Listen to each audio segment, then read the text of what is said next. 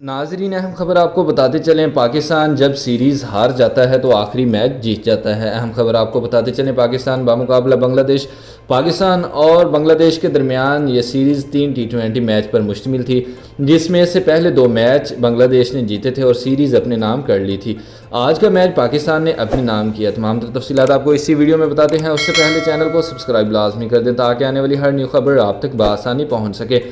پاکستان نے بنگلہ دیش کو تیسرے T20 میچ میں 74 رن سے شکست دے دی۔ پاکستان نے تیسرے اور آخری T20 میچ میں بنگلہ دیش کو 74 رن سے شکست دیتے ہوئے کامیابی سمیٹ لی۔ تفصیلات کے مطابق بنگلہ دیش کی پوری ٹیم پاکستان کی جانب سے دیے گئے 178 رنز کے ہدف کے تعاقب میں 104 رنز بنا کر آؤٹ ہوگی، جس میں محمد سیف الدین 35 رنز بنانے میں کامیاب ہوئے، جبکہ محمد نعیم نے 10 سکور کیے۔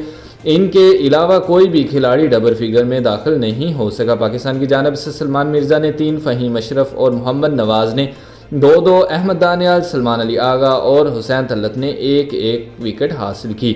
اس سے قبل بنگلہ دیش نے ٹاس جیت کر فیلڈنگ کا فیصلہ کیا اور پاکستان کو بیٹنگ کی دعوت دی، جس پر پاکستان نے مقررہ 20 اوور میں 7 وکٹوں کے نقصان پر 178 رنز بنائے۔ پاکستان کی جانب سے صاحبزادہ فرحان 163 رنز کے ساتھ سر فہرست رہے، جبکہ حسن نواز نے 33، محمد نواز نے 27 اور سائم ایوب 21 رنز کی نمایاں اننگز کھیلی۔ بنگلہ دیش کی جانب سے تسکین احمد نے شاندار باؤلنگ کا مظاہرہ کرتے ہوئے 3 کھلاڑیوں کو آؤٹ کیا، جبکہ نسم احمد نے 2، شریف اسلام اور محمد یوسف الدین